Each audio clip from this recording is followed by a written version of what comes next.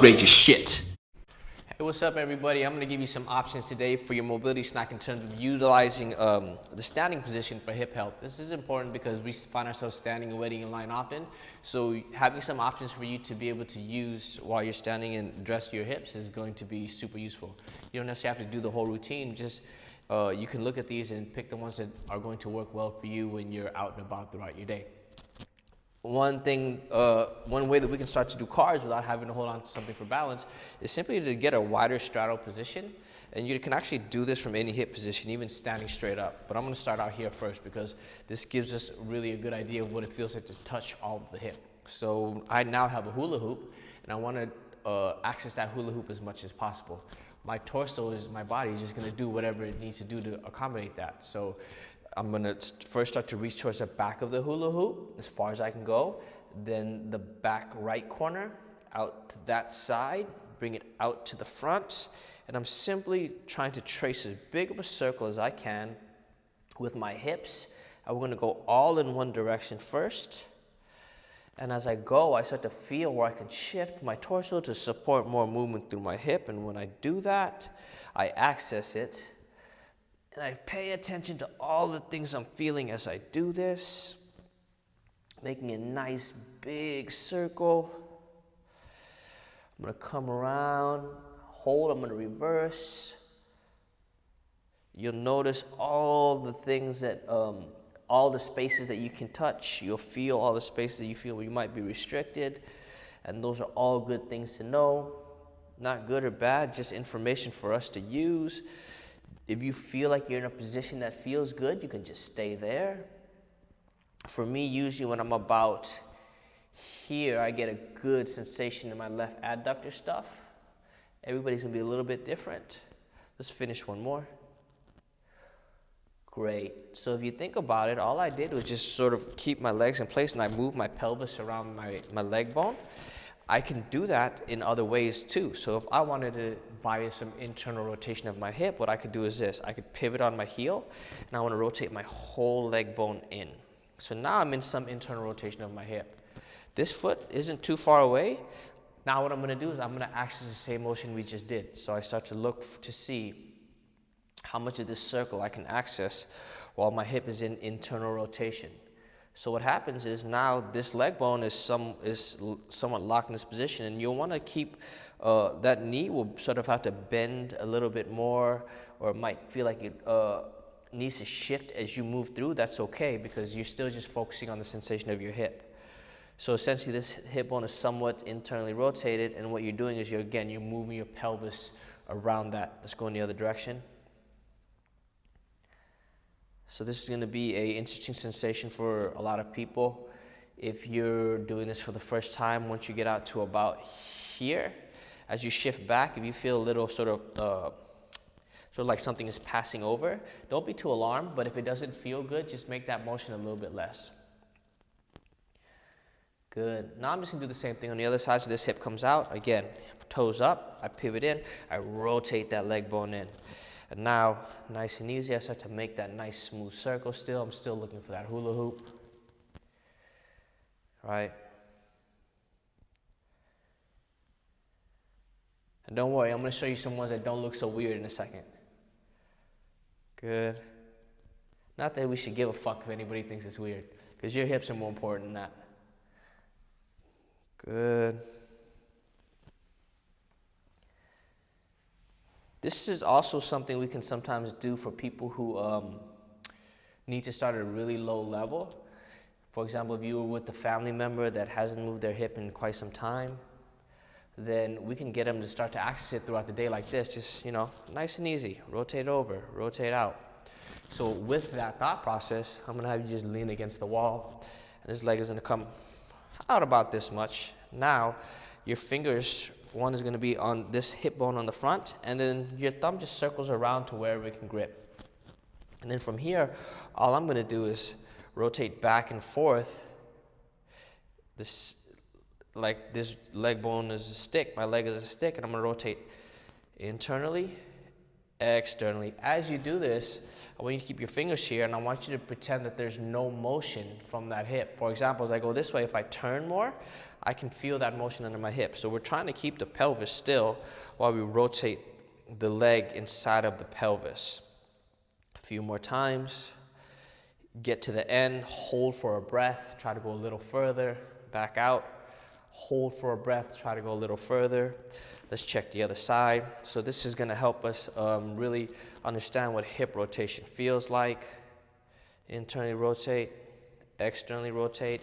If you need to, get support on the wall, because I don't want it to be about balance.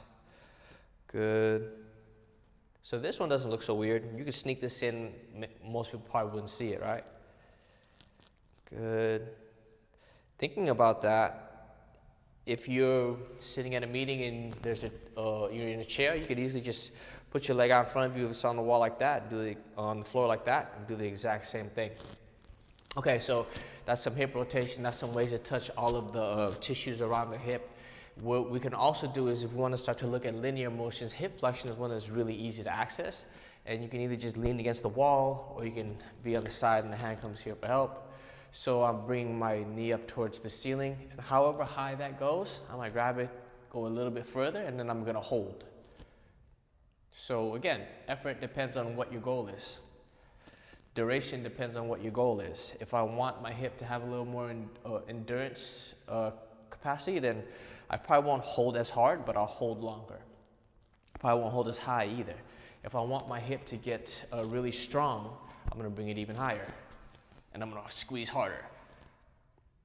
All right, so now that we've sort of differentiated how you can use that tool, we're going to just do a medium one, bring it to about here. I'm gonna get nice and tall. I should feel this stuff light up as I hold for 5, 4, 3, 2, 1. I'm gonna relax a little bit, let that tissue get a little bit of a break. I get nice and tall, I bring it up a little higher. 5, 4, 3, 2, 1. I'm gonna do that again. Up and hold at 5, 4, 3, 2, 1. Good, I'm gonna switch. Nice and tall. I bring my knee up, I go a little bit further, hold for 5, 4, stay tall. 3, I should feel this light up. 2, 1.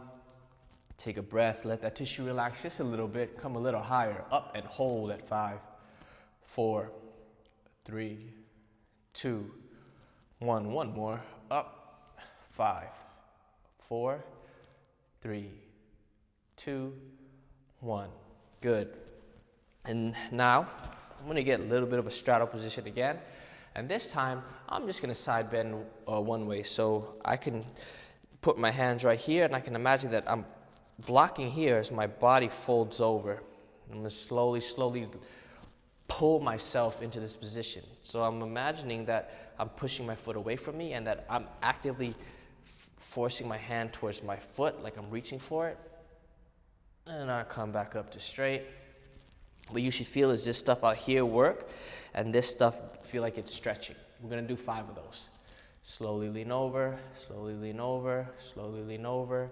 And for some people, you have to really differentiate that sensation here and breathe into it, because some people haven't accessed that before, and that's okay. I just want you to make sure that it's not a strong, sharp pinch. If it's a strong, sharp pinch, then we need to stop before that pinch. And the discomfort back here can be pretty strong in terms of like that contraction. So don't be surprised if you feel that and it's rather uncomfortable, but that's what it feels like to work abduction of your hip. Let's do one more. So remember, I'm pushing the floor away from me. I'm using this stuff to pull my body towards the floor. Good. I'm gonna now do the other side. Same deal. And oh, I'm sorry, so make sure that you're not shifting your hips too much. It's not that it's bad, but it's a little different from what we're focusing on right now. So I'm leaning over, I'm literally folding over here. You're letting this stuff pull me down. Back to straight, that's 1. Let's do it again. Back up, that's 2. And you'll do a little bit of side bending and sort of lateral flexion of the spine towards the end. That's fine, it's not a big deal. Because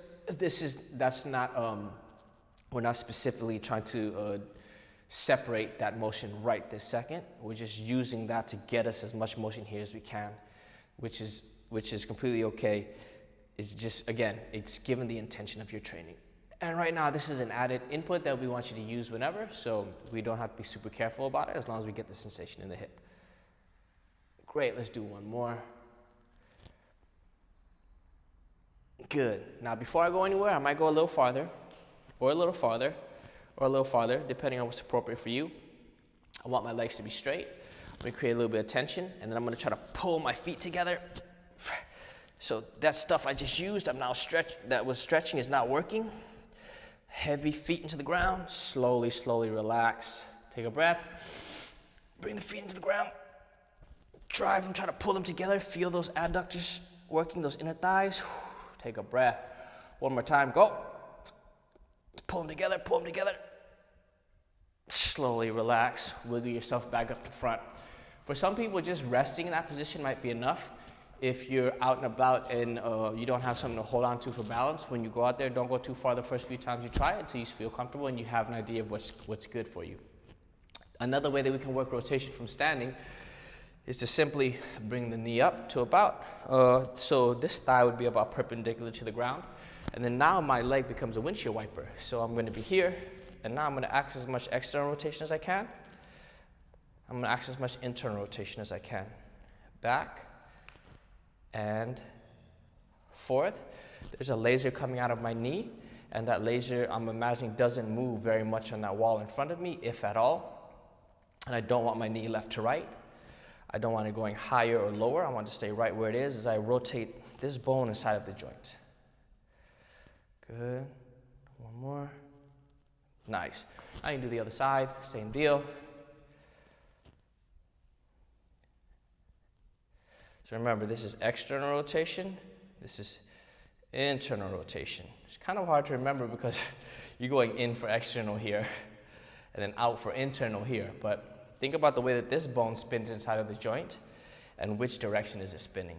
We're going to do 2 more of those. Remember that laser on the wall, please.